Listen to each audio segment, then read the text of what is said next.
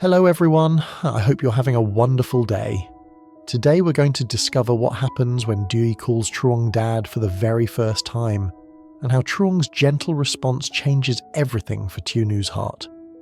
If you enjoy the story, don't forget to subscribe so you won't miss the next videos. Morning arrives quietly, the kind of morning that doesn't rush anyone. The light is soft through the curtains, and the house feels calmer than it used to.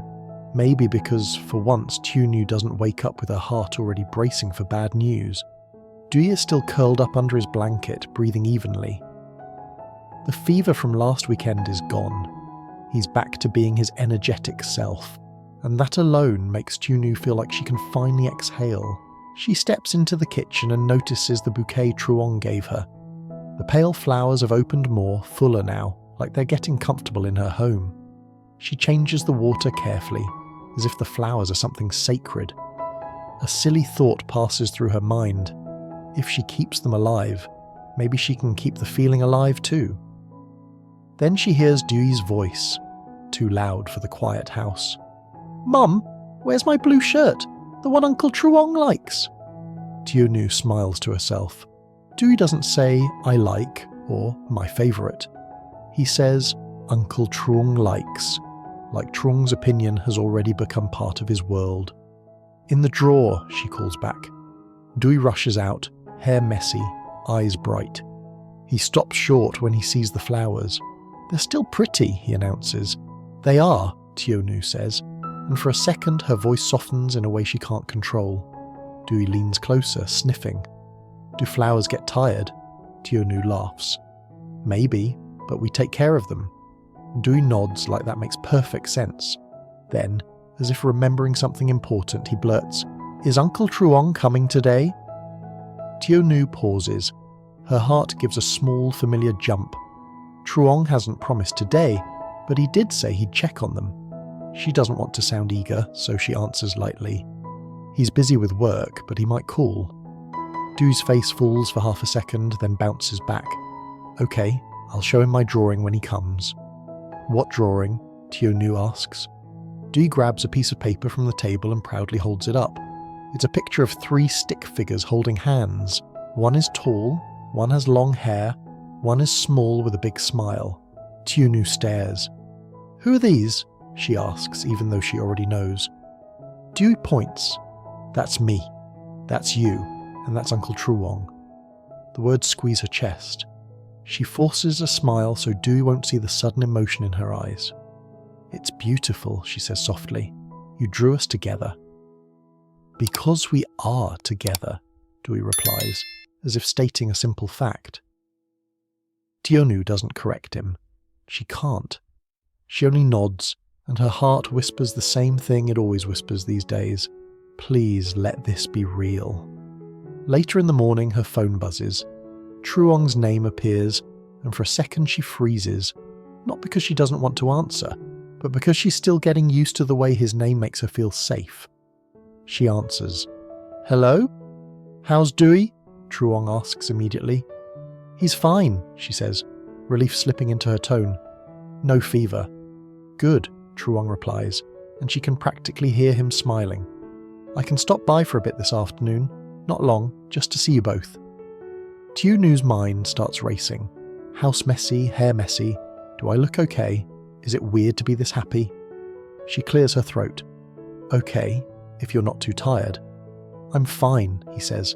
"And bring your notebook." Her fingers tighten around the phone. "My English notebook?" "Yes," Truong says, like it's the most natural thing in the world. 10 minutes, that's all. We start small. She laughs quietly, a nervous sound. "Okay." When she hangs up, she looks around the house with new eyes. The place is modest, the furniture simple, but for the first time it feels promising, like it could become something more than survival. Dewey spins in circles. "Uncle Truong is coming." "Stop spinning," Tieu warns, half laughing. "You'll fall." Dewey stops instantly, then leans in and whispers like it's a secret. "Mum, do you think Uncle Truong will be our family forever?" Tieunu's breath catches. She's not ready for that question. She kneels so she's at his eye level and tries to answer carefully. He cares about us, she says. That's what matters.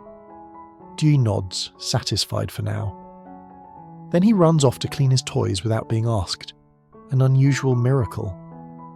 Afternoon arrives. A knock sounds at the door and Tieunu's heart jumps like it always does lately. She opens it, and there he is, Truong, standing with that calm presence that makes the world feel less sharp. He's holding a small bag. Not a big dramatic gift, just a small bag. For Dwey, he says, handing it over with a simple smile. Dwey grabs it and peeks inside like it's treasure. Wow, he shouts. Markers, Truong laughs. You said you had a drawing.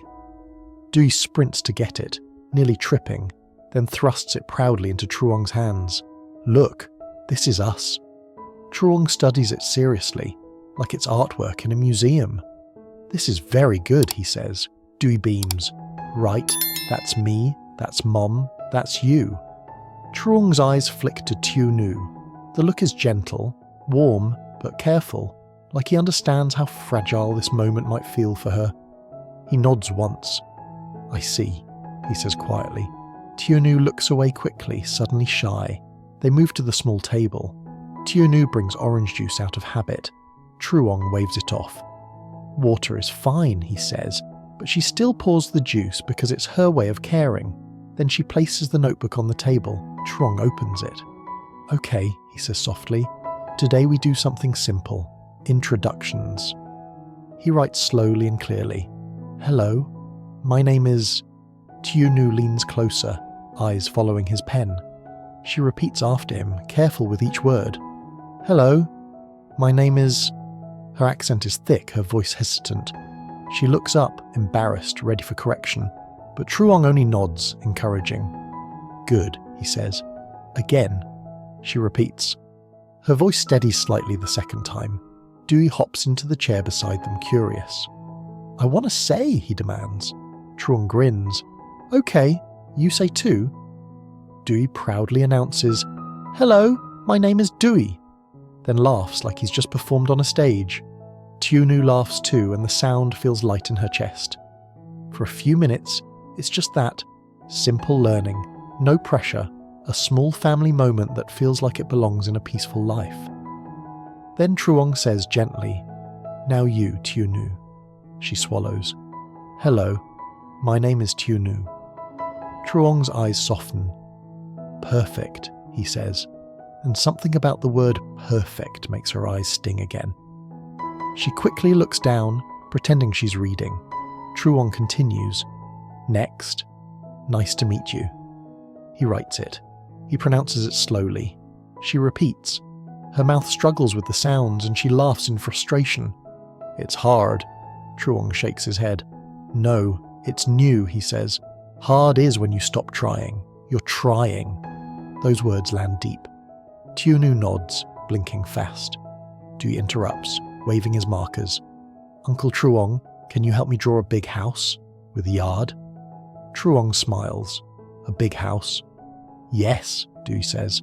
With 3 rooms. 1 for me, 1 for Mom, 1 for you. The room goes quiet. Tieuenu freezes. Her stomach flips. She's suddenly aware of her own breathing, of Truong's stillness, of the weight behind Dwey's innocent words. Truong doesn't react dramatically.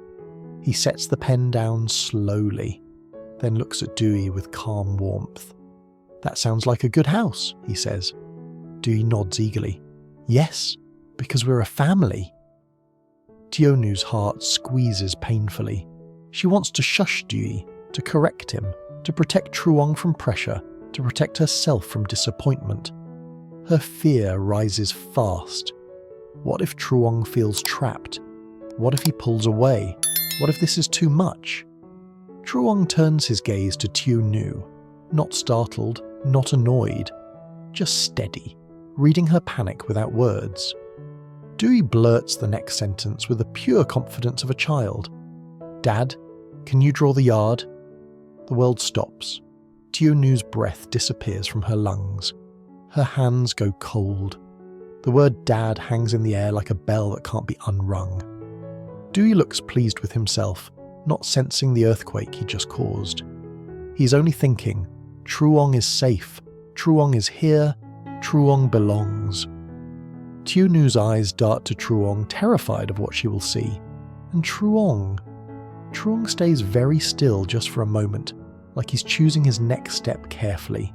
Not for himself, for them. Truong stays still for a heartbeat, the way people do when a moment suddenly becomes bigger than the room. Dwey is smiling, holding his marker like a microphone, waiting for an answer. Tieu feels her pulse in her ears. The word dad hangs there, innocent from Dwey, terrifying for her. Then Truong's face softens. He doesn't laugh it off. He doesn't snap. He doesn't look uncomfortable in a way that would hurt. He simply bends slightly closer to Dwey, voice calm and warm, like he's stepping carefully onto fragile glass. "That's a beautiful word," Truong says gently, "and it means a lot." Dwey nods like he understands, even if he doesn't fully. Truong continues, "But you know what? We don't have to rush anything. You can call me Uncle Truong for now, okay? And when the time feels right, we'll talk about it together." He makes it sound normal, safe, like nobody did anything wrong. Dewey's brows pinch for a second. "But you feel like family," he protests. Truong smiles. "I do feel like family," he agrees.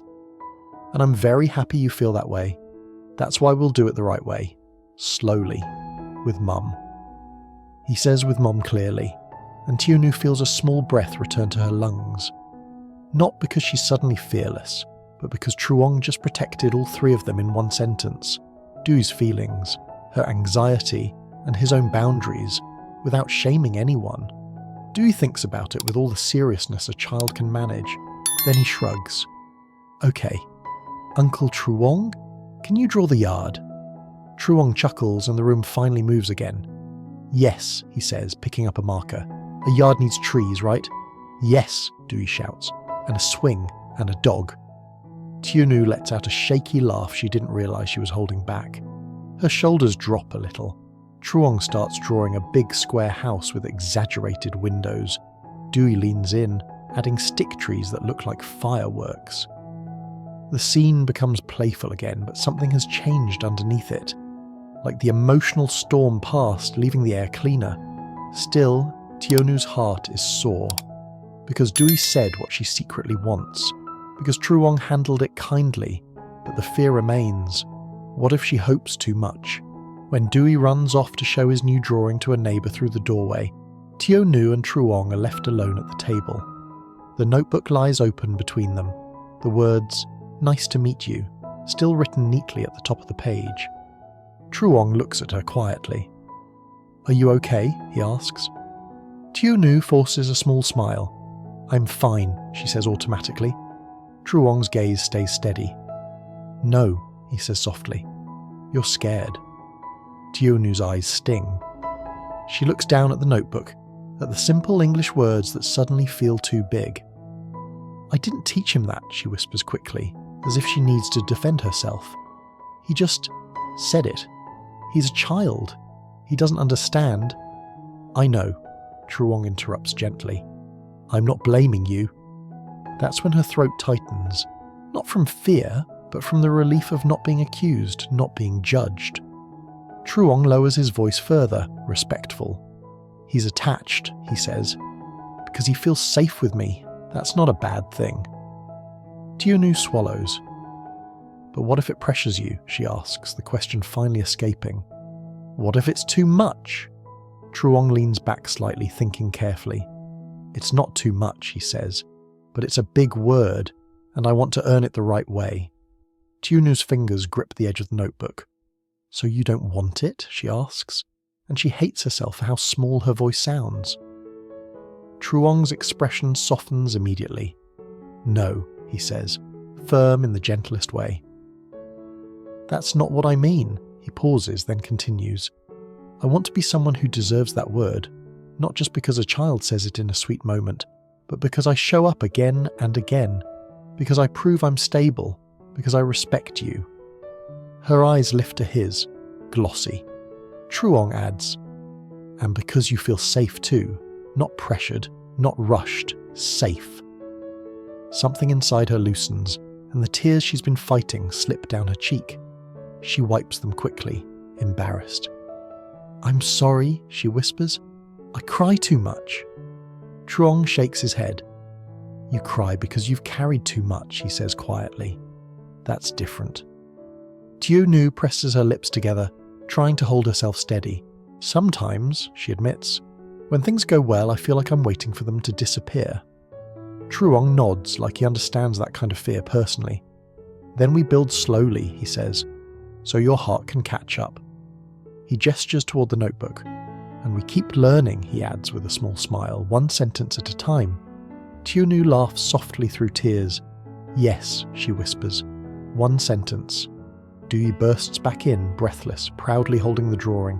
"Uncle Truong, look, I added a swing." Truong brightens immediately, switching back into playful mode. "Wow, that swing is strong. Very professional." Dwey giggles. "I'm professional." Tieu watches them, and a thought passes through her mind like sunlight. This is what she wanted. Not a perfect life, just a safe one. A life where she doesn't feel alone doing everything. Truong checks the time. "I should go soon," he says, standing. "Work will get angry if I ignore it too long." Tieu's chest tightens reflexively, then relaxes when she remembers how he handled the phone last weekend, how he never made her feel like an afterthought. "Okay," she says softly. Truong kneels slightly to Dewey's level. "Hey," he says, "today you did something very brave." Dwey blinks. "I did?" "Yes," Truong says. "You said what you feel. That's brave. But remember what we talked about. Slowly, okay?" Dwey nods solemnly. "Slowly." Truong smiles. "Good." Then he ruffles Dewey's hair gently and stands. At the door, Truong turns back to Tieu. His voice is quiet, meant only for her. "Don't punish yourself for wanting a family," he says. "It's not wrong." Tieu's eyes shimmer again. "I'm not punishing myself," she tries, but her voice betrays her. Truong doesn't push. He only nods, steady and kind. "Text me tonight," he says. "Tell me how your practice goes." Tieu holds the notebook to her chest without thinking. "Okay." After he leaves, the house feels quieter but not empty. The bouquet still sits in the living room, the petals open wide. The drawing lies on the table. A big house, 3 rooms, a yard with trees and a swing.